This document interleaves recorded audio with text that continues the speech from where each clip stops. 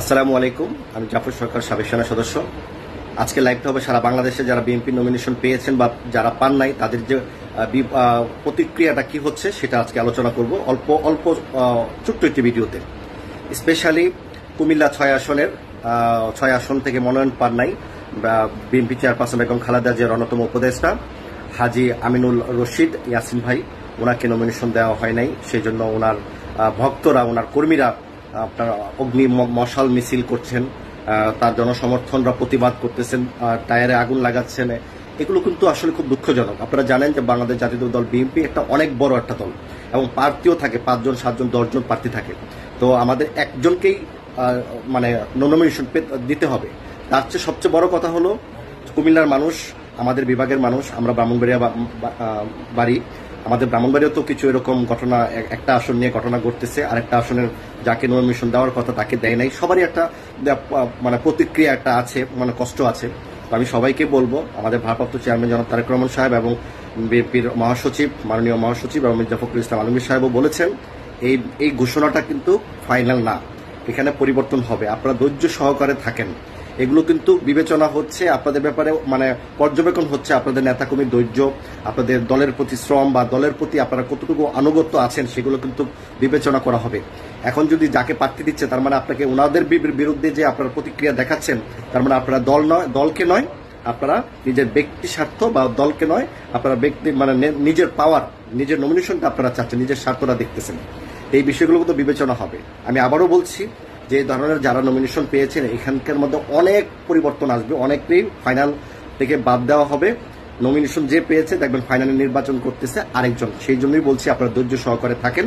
আপনারা ভারপ্রাপ্ত চেয়ারম্যান জনাব তারেক রহমান সাহেবের সাথে কথা বলেন, দেখা সাক্ষাৎ করেন, পরিবর্তন ইনশাল্লাহ হবে। তার মধ্যে চিটাং প্রবলেম হচ্ছে, বিভিন্ন জেলাতে প্রবলেম হচ্ছে, আমাদের ব্রাহ্মণবাড়িয়াও তো একটা আসন নিয়ে গন্ডগোল চলতেছে। আপনারা দেখেন নমিনেশন কয়জনকে দিবে। বিএনপির যারা হাইকমান্ড আছে দেখবেন যে 80% লোকের নমিনেশন কিন্তু এখনো দেওয়া হয়নি। আমাদের রুহুল কবির রিজভী সাহেব কত ত্যাগ স্বীকার করেছেন, জীবনে তার বাবা হওয়ার মানে স্বপ্নটা কিন্তু ওনার ধ্বংস হয়ে গেছে এই রাজনীতি করতে গিয়ে। এই করোনার মধ্যে উনি কিন্তু একাই অফিসের মধ্যে বসে থেকে আন্দোলন সংগ্রাম চালিয়ে গেছেন, অথচ উনি কিন্তু ওনাকে নমিনেশন দেওয়া হয়নি।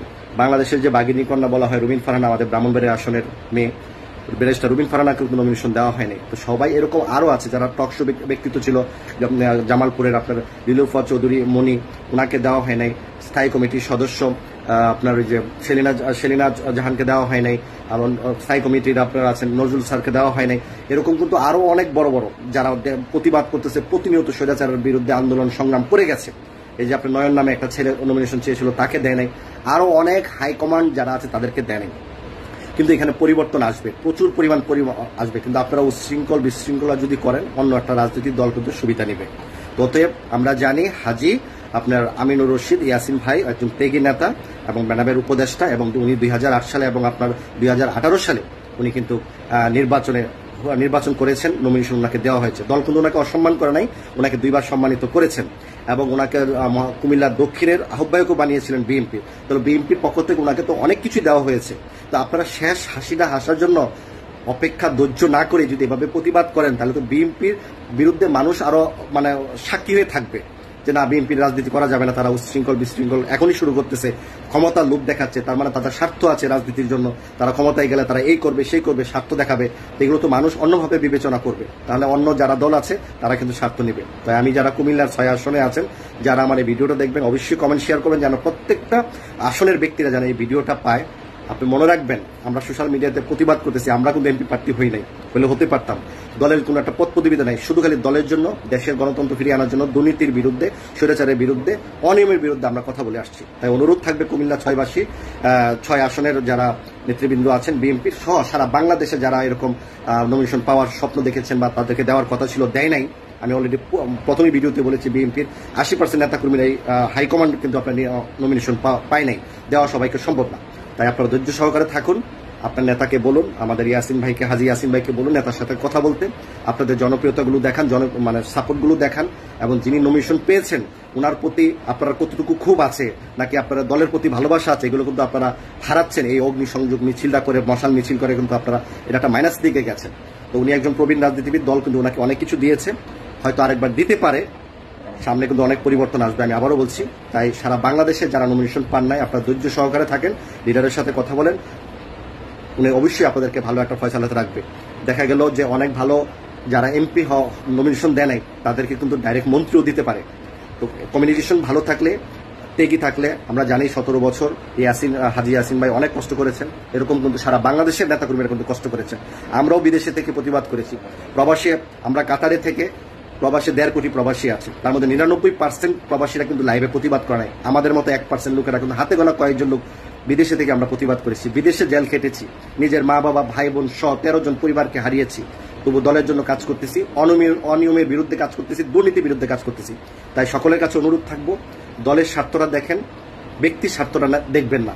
তো কর্মীদেরকেও বলবো, আপনার নেতাদেরকে ভালোবাসেন, খুব ভালো কথা, নেতাদেরকে সাপোর্ট দিচ্ছেন, খুবই ভালো কথা, কিন্তু আপনারা এমন কিছু করবেন না হয়তো উনি শেষ হাসিটা উনি হাসতে পারতেন, বা শেষ নির্বাচনটা হয়তো ওনারও আসার সুযোগ আছে, কিন্তু আপনাদের এই ভুল সিদ্ধান্তের জন্য নেতার যেন ক্ষতি না হয়, সেই বিষয়ে আমি সকল বাংলাদেশের সকল আসনের যারা এমপি প্রার্থী হয়েছেন বা হবেন বা নমিনেশন পেয়েছেন বা যারা পান নাই, সকলের জন্য এই মেসেজটা আমি দিতে চাই।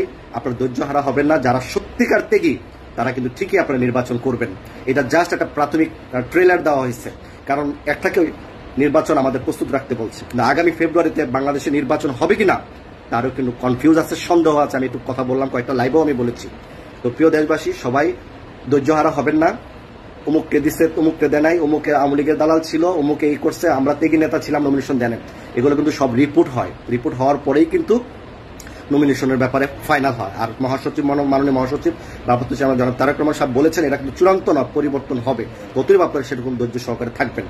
প্লিজ দলের ক্ষতি করবেন না, দলকে প্রাধান্য দেন, দলের স্বার্থ দেখেন, ব্যক্তির স্বার্থ দেখবেন না।